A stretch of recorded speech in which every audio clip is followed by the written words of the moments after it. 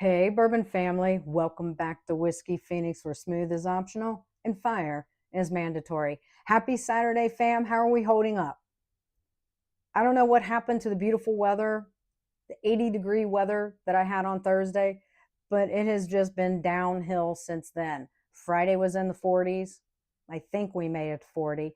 And I think today, Saturday, is supposed to be the same way. But anyway, I don't care about all that because I am here with a bourbon review. No, fam, I did not spin the wheel of whiskey for this one either. And that's because I figured fate had stepped in, because not only did I get a handshake of this, but if you caught my video yesterday, and as you can see, I am sporting Whiskey Odin's merch that he sent me. And another video, eventually, I will be wearing the Whiskey Witches as well. But again, I figured fate had stepped in and I needed to do a review of the Penelope Havana Batch 2. We Do Bourbon sent me a handshake of it, and Whiskey Witch and Whiskey Odin sent me a bottle. So I figured, the stars had aligned and I needed to open it. And I usually try and have most of this done ahead of time, but very nice cork pop on that. Okay. Now, fam, I only got to sample last year at one of my favorite little bourbon barbecue places. I did get to try the Havana Batch 1 release. And I actually have my notes pulled up because I'm curious to see how these are going to, stack up to one another. So the mash bill on this is coming in at 74% corn, 7% rye, 16% wheat, 3% malted barley at 93 proof. And the MSRP on this, I think, is right around that $79.99, $80. I'll just say between $70 and $80. I actually should have looked that up, fam.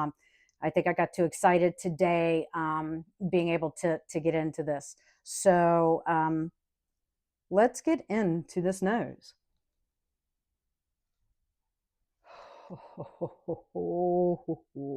I even broke out my fancy stemmed Pursuit United Glen. Fam, this has got a great, almost dark amber color to it. But oh my goodness, on the nose, right away, I am hit with like that burnt sugar or caramelized sugar, followed by some light oak, and there's something tropical here. I mean, we know that this is double finished in maple syrup and rum barrels. It's a double cask finish. I'm not, let me look at my notes from last year on the nose for this. On the nose of the batch 1, I got brown sugar, honey, molasses, a hint of maple and oak. For this year's, I'm really only picking up like that caramelized burnt sugar. There's definitely some light oak.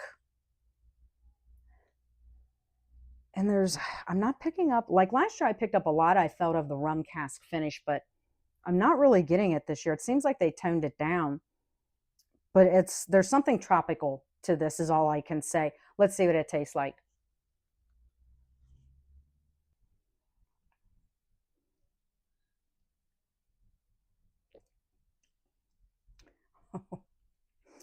Oh my God, the fingers on this are incredible. They're really just taking their time. This year's batch, this is very like creamy and viscous to me on the palate.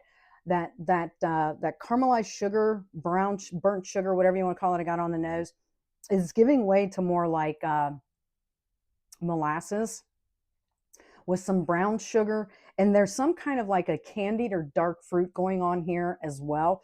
This definitely, from what I can remember of last year's, this definitely is not as sweet as I remember last year's being.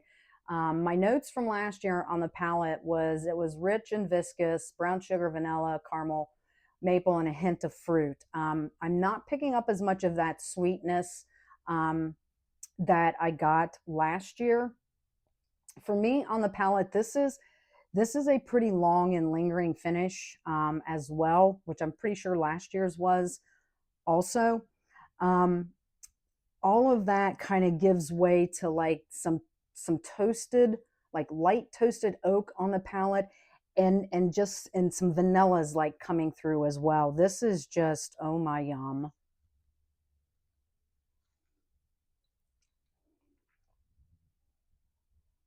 Mm-hmm.